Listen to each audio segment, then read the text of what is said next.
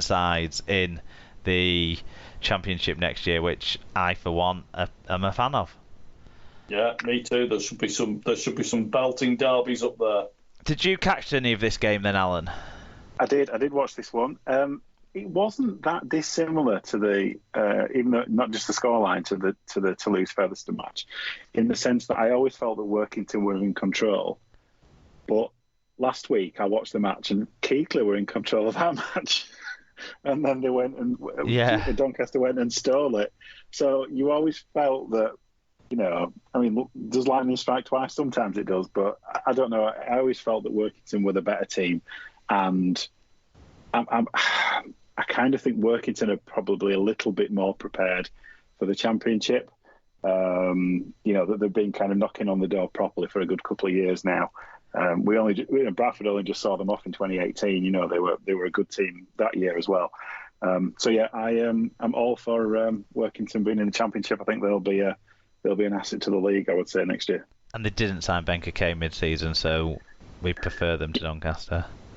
Yes, on that basis, if nothing else. And there's some cracking haircuts in this game as well. The mullet is back. That's Ryan Pappenhausen's fault, isn't it? If only they all played like Ryan Pappenhausen, but anyway. Well, well done to Workington there, well done to Toulouse, well done to Huddersfield, and a big well done to the St Helens women's side winning that treble. Do you know what? We've still got to do the news. So, get strapped in, kids.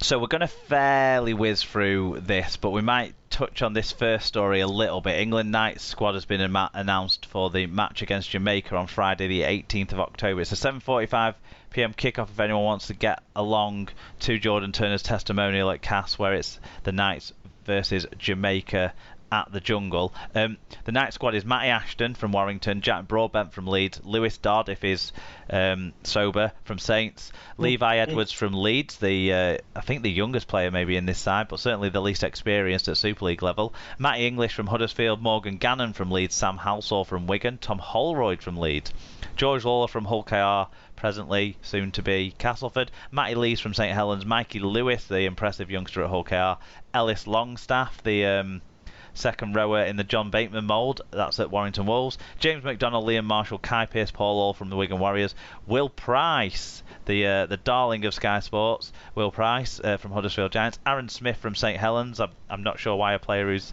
not been picked all year is in there, Danny Walker from Warrington, and Oliver Wilson from Huddersfield, and finally Connor Wrench from Warrington.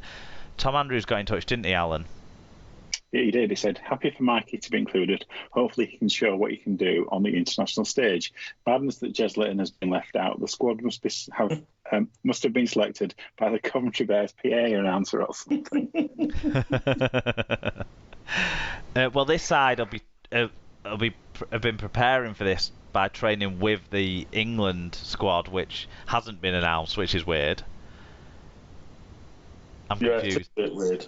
I'm confused by that. But anyway, is any surprise names, any names you're pleased to see in there? I'll start with you, David. Not really. I mean, it looks like a very young, set of players who you would hope that in 5 years' time are competing right at the front of the queue to be able to get into the England team. And there's certainly some very talented young players in there, like Lewis Dodd, like Kai Pearce, Paul, and what's his name from LKR, whose name Mikey Lewis. Mikey Lewis and Will Price. I think Will Price looks like a talent. So I mean, there's some great young players in there. Could be exciting to see them play, but I suppose one of the questions we had was, well, they haven't put Wellesby in there, but I'm now assuming that the reason they haven't put Wellesby in there is he's going to be in the main team in the England squad. Yeah, I would guess so as well. He'll be in the England squad. What about you, Alan? Anyone you were surprised missed out, maybe? No, I'm not going to pick out individual players. All I'm going to say is this is a notably younger team than the last England Knights match against Jamaica. That had some kind of very established names in it who were just probably on the fringes of England. Yeah. Where this is a young team, and I think that's the right way for the Knights. The Knights needs to be almost an under-23 team in many ways. For me. So in terms of the general direction of the teams and who's been picked, very happy with it. And I'm sure there's you can make a good 17 out of those players, definitely. I agree with what you said, and the two players that I'd sort of questioned their place in this really are Marshall and Smith, who I think are the two oldest. Marshall just because of age, and I don't think he's, as much as I think he's a fantastic Super League winger, I don't ever see him breaking into the first team international scene unless there's an absolute raft of injuries. So I might have preferred maybe someone younger. And whilst I'm saying that, I'm actually scratching around for names, but maybe the seniors at Huddersfield/Wakefield. But I think, they're the only ones. I think everyone else, I like the youthful look of this side. I'm a little bit surprised that Morgan Smithies isn't in and around it as a young player who I would have expected to see in there. But overall, I think it's a good group, and for the most part, I think Levi Edwards maybe has only played once in Super League, but everyone else has played a good handful of Super League games and is ready for this sort of test. Let's move on. Let's whiz through a few stories now. Alan, you can go first. Yep, so Betfred will continue as the title sponsor for Super League until the end of at least 2023. It's been confirmed. The bookmaker took over naming rights in 2017, and by the end of this new deal, it will be a record-equaling title sponsorship for the competition. The deal was announced at a press conference at the preview of the grand final. No figures have been provided in terms of the value of the deal, although estimates predict the initial 3-year deal in 2017 to be around £900,000 a year. So if it's anything like the last negotiation, it'll be substantially less than that. Yeah, we're expecting it to be 2/3 of that. Yeah. And possibly some free pizza. Hull FC have released winger Marhe Fanua after coming to a financial arrangement. Fanua, 28, was in his second spell with the Black and Whites after rejoining from the NRL side West Tigers for the 2020 season. The Australian, who scored 8 tries in 16 Super League appearances this year, helped the club to win back-to-back Challenge Cups in 2016-17 in his first stint. His contract has been due to run until the end of 2022. Screams big guy on the wing for Castleford next season, doesn't it, that one? Yep. And Radford knows not to play him in the centre where he can't tackle, so yeah. Wakefield Trinity's second row, James Batchelor, signed a new deal to remain at the Super League club until the end of 2022. The 23-year-old came through the club's academy and went on to make his senior debut during the 2016 season. And EFC 78JU has told us that 23-year-old James Batchelor has penned a new contract at the Mobile Rocket Stadium for one more season and will be on a free in 2023. For either another Super League club or the NRL. Why does he keep saying that these people are going to the NRL that aren't? Batchelor was at the club since 2016 when he made his debut as he got promoted from their academy. Hooker Cal Wood has left Wakefield upon the expiry of his contract. The club have confirmed the 32-year-old scored 26 tries in 165 games for Wakefield across 2 spells at Bellevue. I saw that the other Wood, Josh Wood's left as well. He's gone to Barrow, right? So have they got any hookers left? Other than the kids? Good question. That's one area that needs addressing at one club first, then they need a hooker. Yep. Go on, David, next one. Yeah, Huddersfield Giants winger Lewis Senior has signed a new deal to remain with the Super League club for a further 12 months.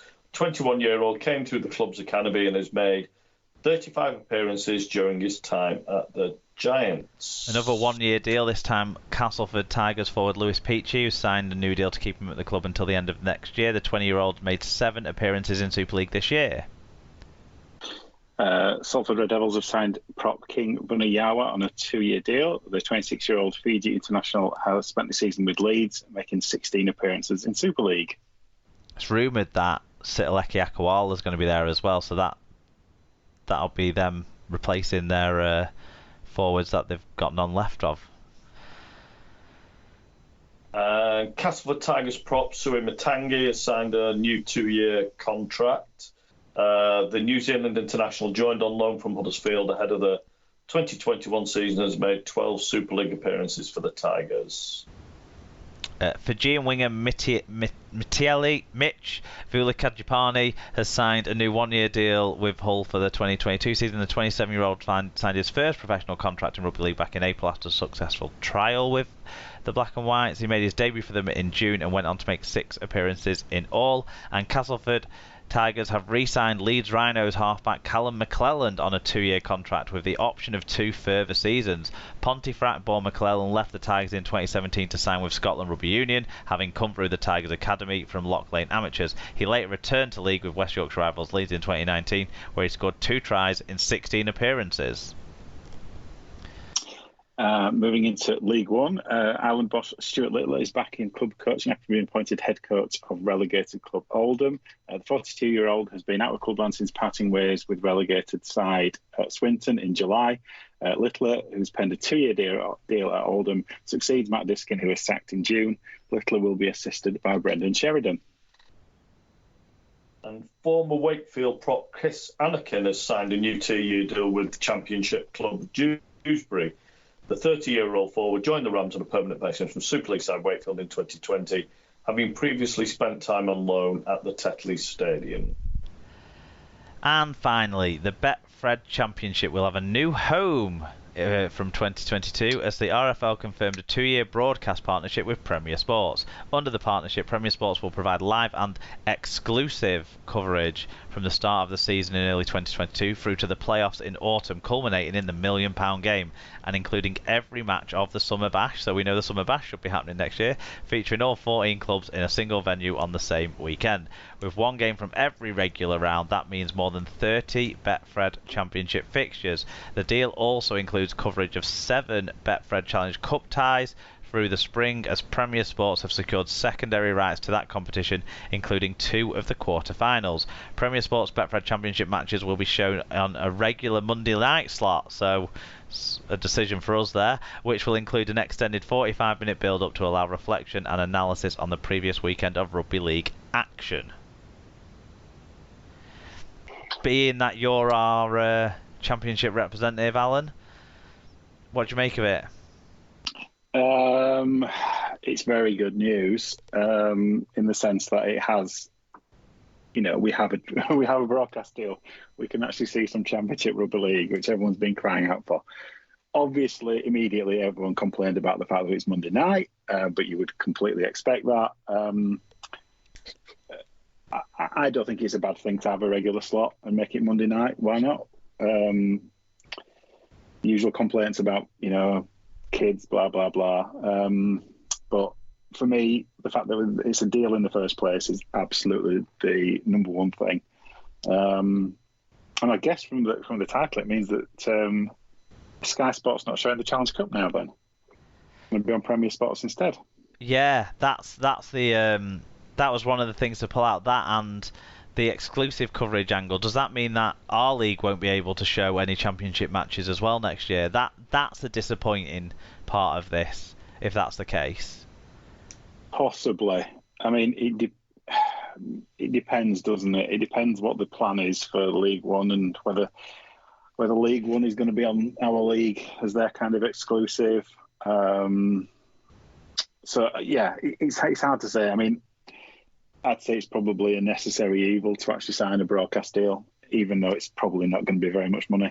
I think it's absolutely an absolute necessity for championship clubs. Rumour is £200,000 a season, which isn't a lot of money at all, is it?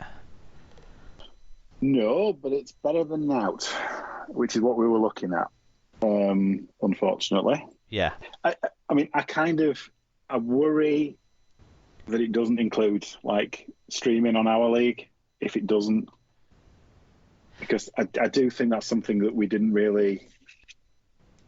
I don't know why we didn't continue to exploit that after the kind of people could go to games. I'm sure there was a contractual reason why not, but for me it was just looking a gift horse in the mouth in terms of some additional revenue.